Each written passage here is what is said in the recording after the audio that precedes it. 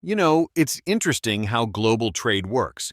Whether you're managing a huge fleet or just rely on your own car, what happens with imports and exports? Well, it affects us.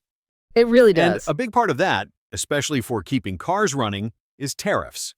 We should probably dig into what that actually means for, the average person. Definitely. And we've got a great starting point for this episode. It's an article from ShopOfficer, Under the Hood of Tariffs, What Every Shop Needs to Know. Came out just recently. Okay, so ShopOfficer. So they're looking specifically at the auto repair side of things. Exactly. It zeroes in on how these import taxes, these tariffs are, well, kind of shaking things up for mechanics and auto shops. Which is super relevant for you listening because even if you're not under the hood yourself, tariffs could be bumping up your repair costs or maybe changing how long you wait for parts. Right. It impacts the whole chain. So our mission here is basically to pull out the key takeaways from that article. What do you really need to understand about this without getting bogged down in, heavy economic theory? Yeah, we want to see what the article says about the challenges, the price hikes, the delays, but also touch on some maybe surprising shifts happening because of this. Potential opportunities, even. Let's get into it. 1, 2, 3, 4.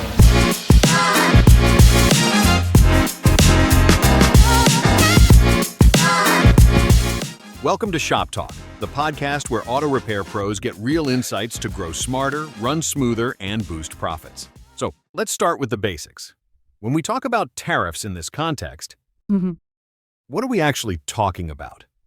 So tariffs, they're essentially taxes. A government tax slapped onto goods that are imported from another country. Simple as that. Fundamentally, yes. The ShopMonkey article points out, for example, when the U.S. puts tariffs on car parts coming from, say, China or Mexico or Germany, Otro music C. those parts just cost more to bring into the country right off the bat. And I guess that initial cost increase doesn't just get absorbed by the big importers, does it?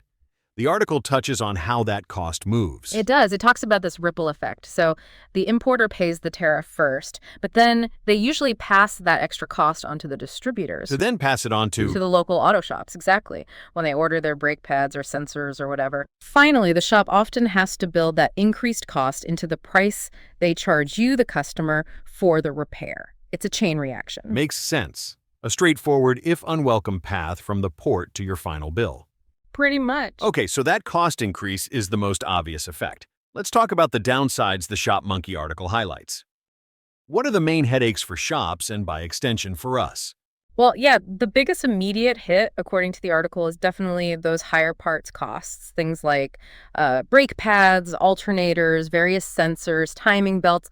A lot of common replacement parts are important. And when those cost the shop more. It eats into their profit margins directly, unless they raise their prices to compensate, which, customers don't love. No, nobody enjoys seeing a bigger bill. Are there other downsides mentioned? Yeah, beyond just the price tags on parts? Oh, yeah. Another major point the article brings up is the potential for longer wait times, supply chain disruption. How so? Well, tariffs can make international logistics pretty messy. An overseas supplier facing new taxes might think, okay, maybe we'll produce less, or maybe we'll ship through a different country, or even let's focus on selling to countries without these tariffs. And any of those shifts could mean delays. Exactly. Delays in getting the parts needed to fix your car. The article even warns shops that if they can't get a part quickly, they might just lose the repair job entirely. Someone else might get it faster. Yeah, if your car is stuck, you need it fixed. You can't always wait weeks. Right. And this leads to another problem. Unhappy customers facing higher bills. The article gave that example right. A brake job costing $120 more. That feels specific. It does. They didn't explain the exact math, but picking a number like $120, it's enough to make you pause, isn't it? For sure. It makes the abstract idea of higher costs very concrete. Like, ouch, that's noticeable. And that financial pinch can lead some people to maybe delay repairs they know they need. Or look for cheaper options. Exactly. Which brings up another concern the article mentions. The risk of more knockoff or, let's say, substandard parts showing up in the market. Because the good quality, genuine stuff gets too expensive. Precisely.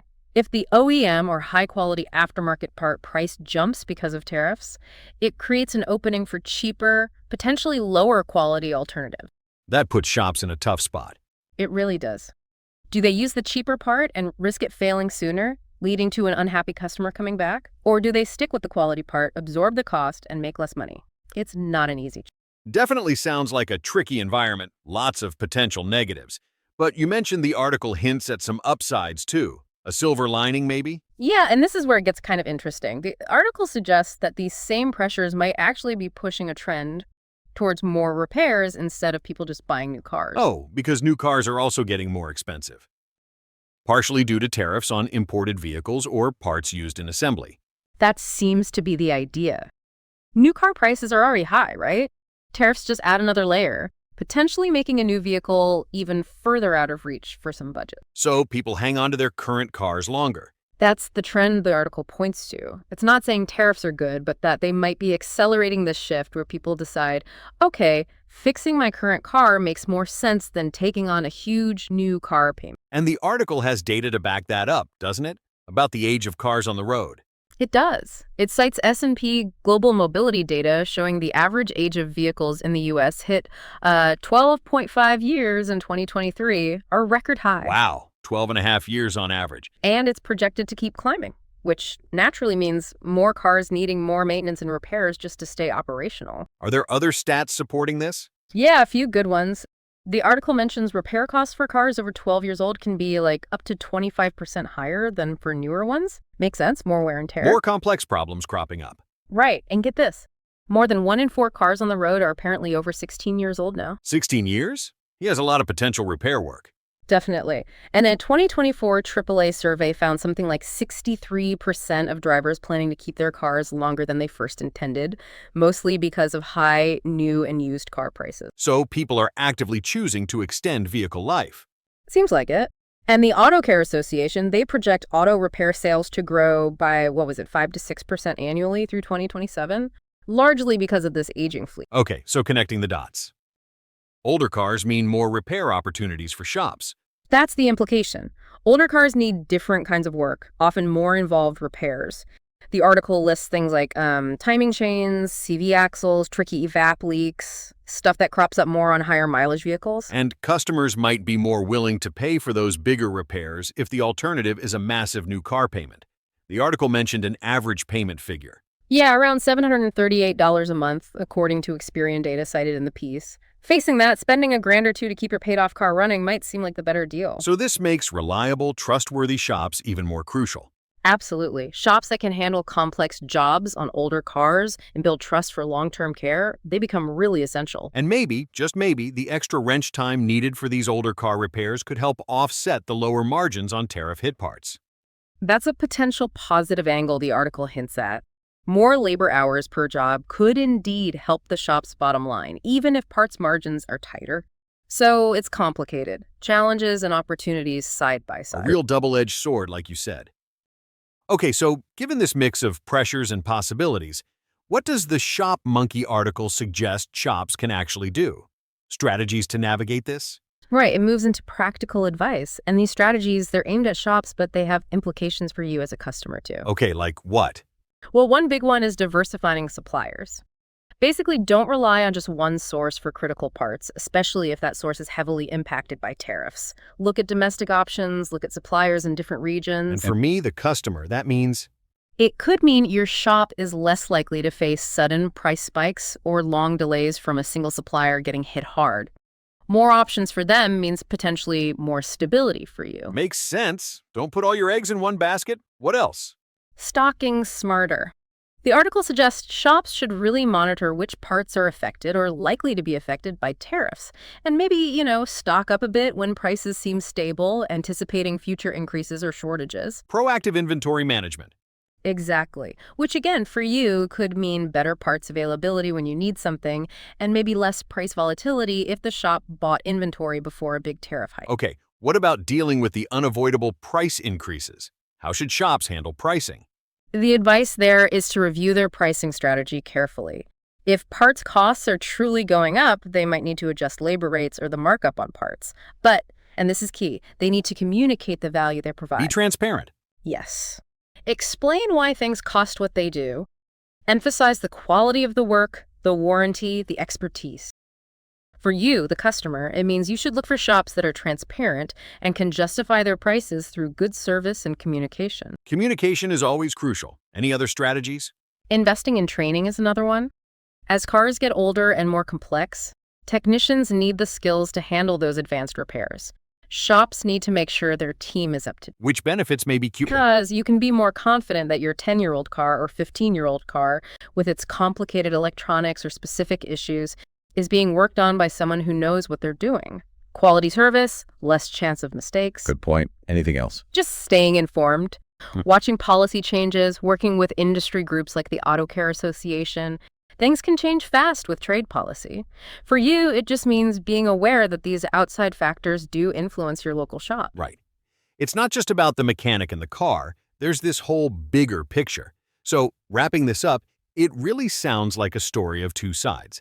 Tariffs create definite hurdles, cost, delays, maybe even quality concerns. Head left. But they also exist alongside this major trend of people keeping cars way longer, which fuels demand for the very services these shops provide. That's the core tension the Shop Monkey article lays out. The pressure is real, but so is the opportunity driven by that aging fleet. So what's the final thought we should leave people with as they think about their own car maintenance in light of all this? I think the key takeaway, drawing from the article, is that adaptability is crucial. For the shops, yes, diversifying, training, communicating, but also for you as a car owner. Howsoever the honor. Well, recognizing the long-term value in maintaining the vehicle you have, especially if buying new looks daunting. And finding a service provider, a shop that you trust, that's transparent about costs, and that's clearly focused on keeping your car reliable for the long haul, that relationship becomes even more important. So it's less about fearing tariffs specifically, and more about making smart choices about vehicle care and who provides it. I think so. Tariffs are a factor in the background influencing the market, but your proactive maintenance and your choice of shop are things you can control. That makes a lot of sense. And as you mentioned, if you listening want to track these things more closely, keeping an eye on resources from groups like the Auto Care Association or General Auto Industry News could give you more insight as things evolve. For sure. It's a dynamic situation. Well, this has been a really useful look under the hood, so to speak. Thanks for joining us on this episode of Shop Talk. If you found this helpful, share it with a fellow mechanic or shop owner and follow for more real-world advice. Want to take your shop digital? Visit ShopOfficer.com to get started for free. Until next time, keep wrenching smarter. 1, 2,